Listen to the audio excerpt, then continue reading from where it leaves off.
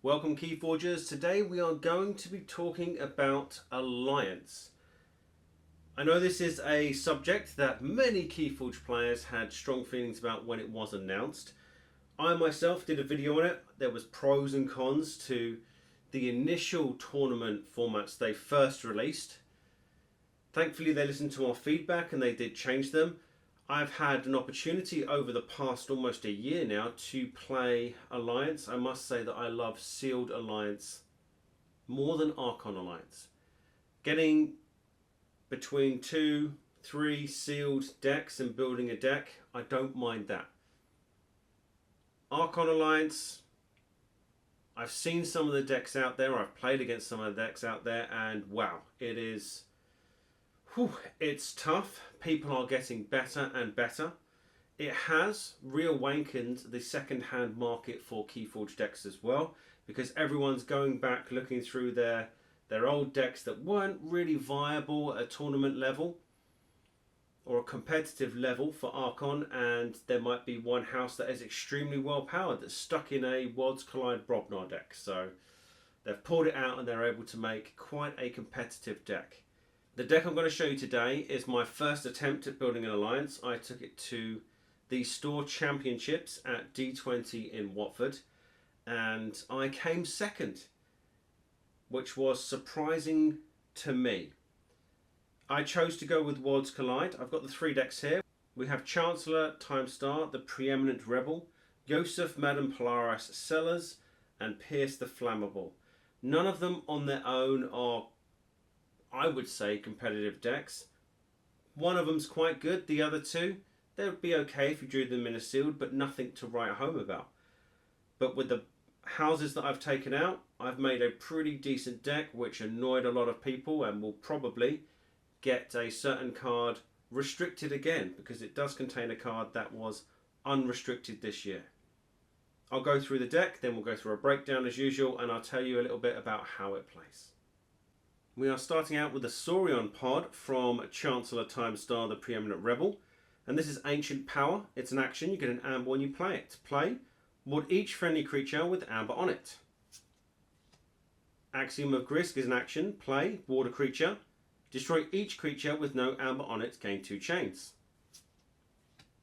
Imperium is an action. You get an amber when you play it. Play, ward 2 friendly creatures.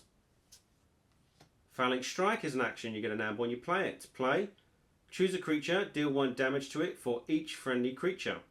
You may exalt a friendly creature to repeat the preceding effect. Triumph is an action. You get an amber when you play it. Play, if there are no enemy creatures, exalt each friendly creature. If you do and there are 6 or more friendly creatures, forge a key at no cost. Auto Legionary is an artifact. Action, put Auto Legionary on a flank of your battle line. While in the battle line, it is considered a creature with 5 power and belongs to all houses. Compsos Horrespect, 4 power. Each friendly creature's play effect is a play reap effect. Legatus Raptor, 4 power, 1 armor. Fight, you may exalt Legatus Raptor. If you do, ready and use another friendly creature. Retagalim, 3 power. Play, your opponent's keys cost +3 amber during the next turn. Reap, you may exalt Retagalim. If you do, your opponent's keys cost +3 amber during the next turn.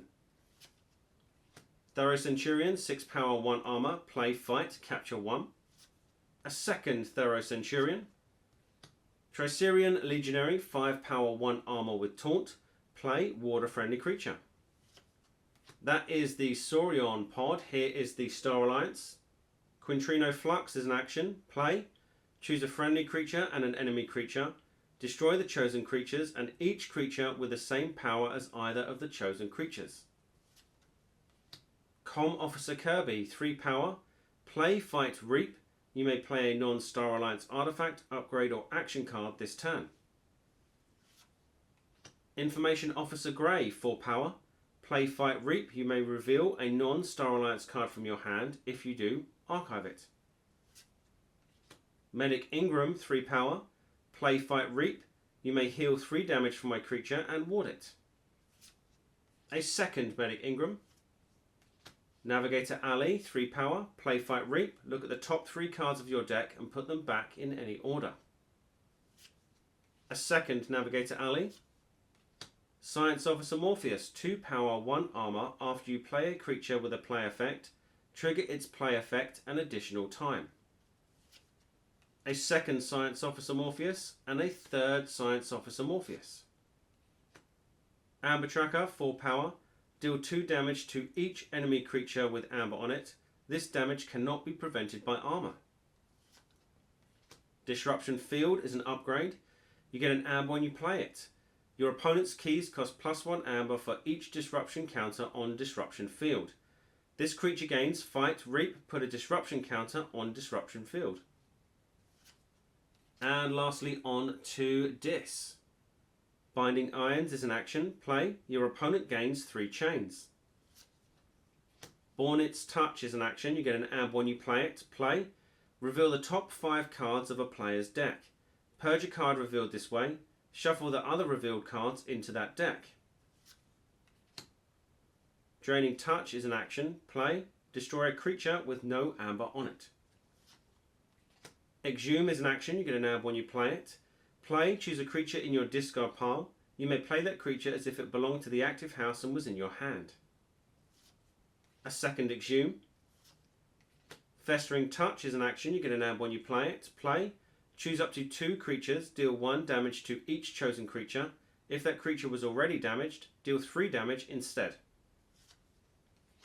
Poltergeist is an action. You get an amber when you play it. Play. Use an artifact controlled by another player as if it were yours. Destroy that artifact.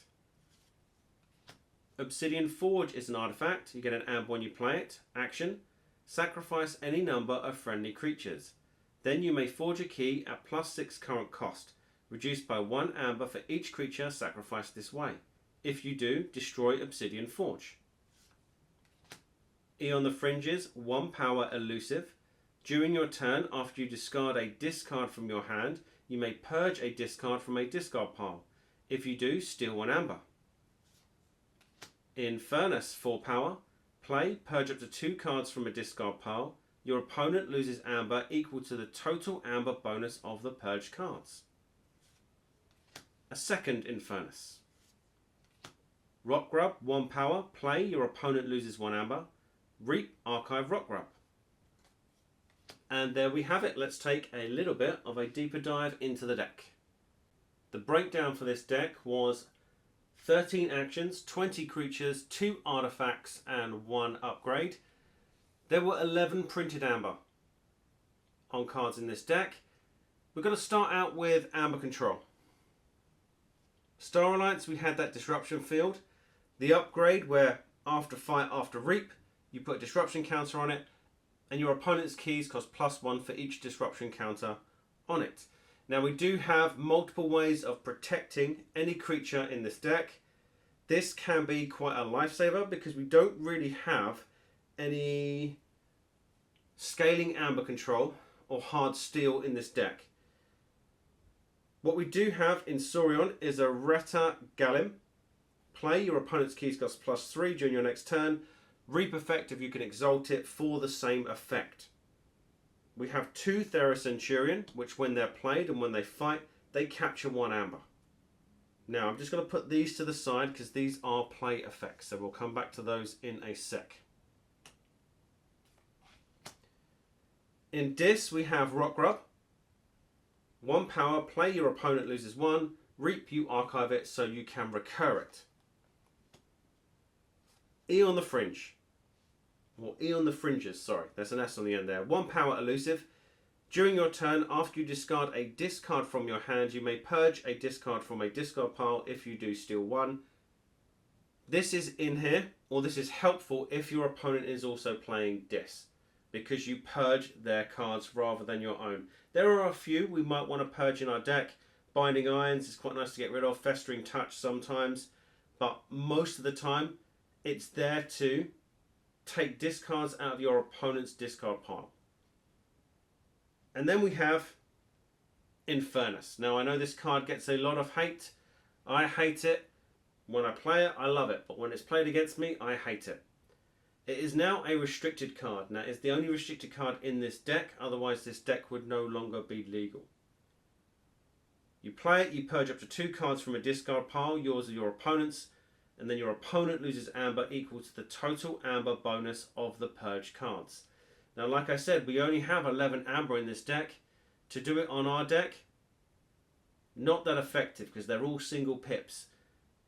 When I played in the store championships, a lot of people brought Winds of Exchange, Kota, Age of Ascension, and it was awesome to get a fertility chant or get a virtuous words. But they've got play effects, so I'm just going to put them to the side because they get even worse. Expected amber, there were no cards that will provide additional amber beyond the 11 printed amber on the cards. Everything else is gained through reaping. If we capture amber, we can't really get it off our creatures into our pool. This is a slow burn deck. You are not going to rush your opponent with this deck. We do have artifact control though. Poltergeist, and I would say if you are playing Alliance, hard artifact control is what's needed. Here the play effect is use an artifact controlled by any player as if it were yours. You can choose your own. You can activate an artifact out of house. But usually you play it on your opponents, you use it, and there's a full stop. After it's been used, you destroy it. So they have to recycle to get it back. Then we have creature control. Quintrino Flux. You choose a friendly creature and an enemy creature. One of yours, one of your opponents. You destroy those chosen creatures, and then each creature that shares the same power value as either of the creatures chosen. It was very handy when I was playing Winds of Exchange because I got to wipe a lot of token boards. Amber Tracker. If you are up against a deck that captures a lot of amber, namely a Sanctum or a Saurian deck, this Amber Tracker can be very, very useful. You deal 2 damage to each enemy creature with amber on it. The damage is not prevented by armor, so it is direct damage. It will pop a ward rather than deal the damage though, but it's a play effect, so I'm just going to put it to the side. Axiom of Grisk in Saurian. We ward a creature, then we destroy each creature with no amber on it. It does give us chains, so it's a little anti-efficiency, but potentially a board wipe. Phalanx Strike in Saurians. Choose a creature, deal 1 damage to it for each friendly creature. Now, we are able to maintain quite a large board of creatures. This tends to hit for at least 4, 5 or 6, and we can exalt a creature to repeat the preceding effect. In Dis, we had the Festering Touch. Possibly one of the 2 targets for our Eon the Fringes at a pinch, but we choose 2 creatures, ours or our opponents, deal 1 damage to each chosen creature. If it was already damaged, we deal 3 damage to it instead. And then finally, Draining Touch. An action, destroy a creature with no amber on it. It's quite a good action card to have, plus it's a really cute picture of, I believe that's a fuzzy Gruen, but discoloured. There we go. There were some cards that led to efficiency. They were in Star Alliance. Navigator Alley. Play, Fight, Reap. Look at the top 3 cards of your deck. Put them back in any order. Very nice for stacking your deck. We had 2 of those, and it was a play effect, so I'll leave it there. We had Information Officer Grey. Play, Fight, Reap. Reveal a non-Star Alliance card from your hand if you do archive it. Again, a play effect. I'm just going to put it over here. Com Officer Kirby. Play, Fight, Reap. You may play a non-Star Alliance artifact, upgrade or action card this turn. Oh look, a play effect. Let's just pop that over there. All of those were ways of speeding up our deck, how quickly we can get through it, if we can archive certain things so we can draw into more cards at the end of our turn. Recursion, we had the 2 Exhume. You choose a creature in your discard pile. You may play that creature as if it belonged to the active house and was in your hand. It's a bring back creature house cheat that is technically played from your hand, so you will get the play effect. So I'm just going to leave those up there. In Disruption, we had the Binding Irons. Your opponent gains 3 chains. Like I said, probably one of the first choices for E on the fringes. And Bornit's Touch. Action, you reveal the top 5 cards of a player's deck, yours or your opponent's. You purge a card revealed this way, then you shuffle the other revealed cards into that deck. You always use it on your opponent unless you're doing self-purge. This deck doesn't really work self-purge, but there we go. That's a lot of play effects. 11 play effects that we have, and there are some more in cards that weren't really in any of those categories. We had the 2 Medic Ingrams. Play, Fight, Reap. You may heal 3 damage from a creature and ward it. You don't have to heal the creature to ward it. The ward can be put on a creature that's at full health. Tricerion Legionary.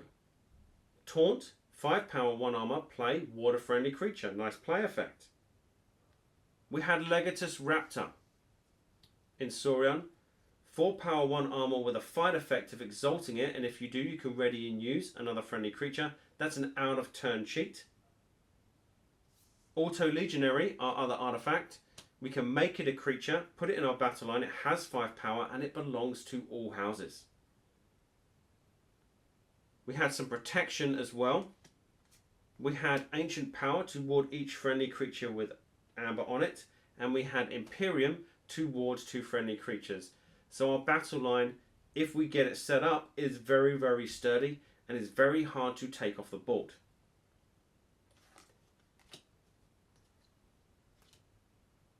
We do have Compsos Horrorspect. Each friendly creature's play effect is a play reap effect. Now, if we look at all these play effects that we have, Amber Tracker, to have that ability as a reap effect is amazing.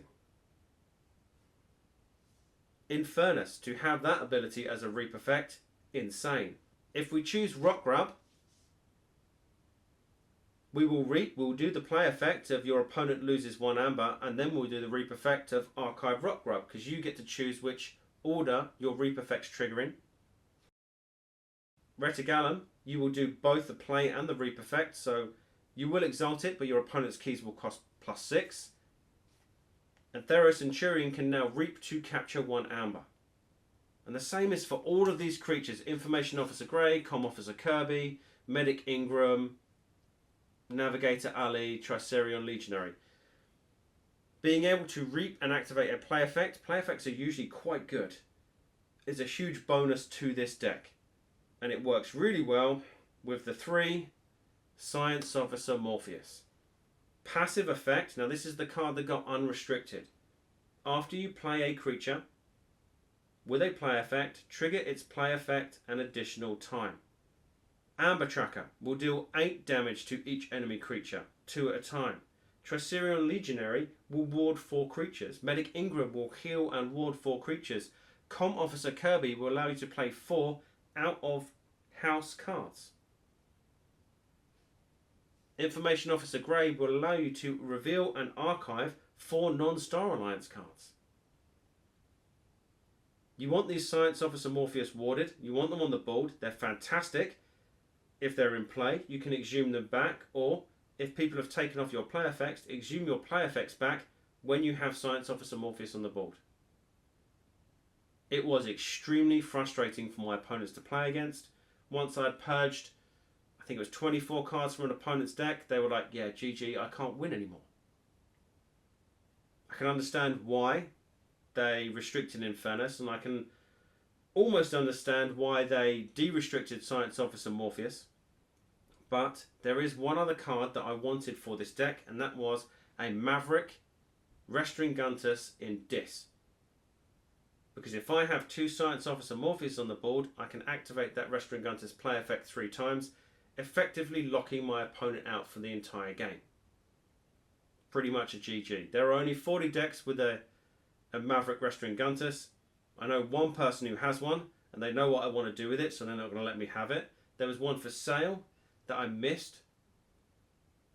But if anyone knows of anyone who's got a Legacy Restringuntus in Dis, I would be more than happy to trade or buy, negotiate to get that before it becomes restricted again. Now, to top this all off, What we did have, I'll just take these off the board, is 2 key cheats. The first one being the Obsidian Forge. With the amount of warded creatures we have, Obsidian Forge is quite good because you can then fight, remove all the wards, you can deal damage to your own wards with things like Festering Touch to remove them, and then sacrifice any number of friendly creatures, then you can forge your key. But the one that people don't really expect is the Triumph. Having the board that we have and being able to control it, and the amount of creature control we have, like Quintrino, Flux, and the Axiom of Grisk, especially if we're capturing, it's very easy to pull off a Triumph. And many of my games I won with Triumph, and my opponent was like, what was that card? And it's been around for years. It works really, really well in this deck. Now, like I said, I came second at the Store Champs in D20. The person who was in the final with me, I'd already beaten earlier on in the Alliance because we'd already met up. I hadn't lost going into the final. He had lost, and it was against me. It was the only match he had lost. So we both knew each other's decks. We had played Archon in the morning. It was Alliance in the afternoon. It was getting to around 11 o'clock at night. The store was shut. The owner kept it open so we could finish. And before we went into the final, we shook hands and agreed a best of 1 because of the time. And his deck outperformed me that time. But I came second, and in an Alliance format, and my first sort of official Alliance format, I was very, very happy with that. But yes, people were not happy with this deck, but I think that's what Alliance does. It makes it enjoyable for people who like to construct and think about combos and win by key cheating and forging 3 keys in a turn. If you're used to original Keyforge, that very rarely happens. The only reason I played in the Alliance was because I could, because it was being run after the Archon. Otherwise, I would have chosen the Archon. Going to Italy Vault Tour later this year, and I've chosen the Archon because it is running side by side with the Alliance. There we go. But that's my deck. Call it what you want. Most people do. But all that remains for me to say is good luck, have fun, keep forging.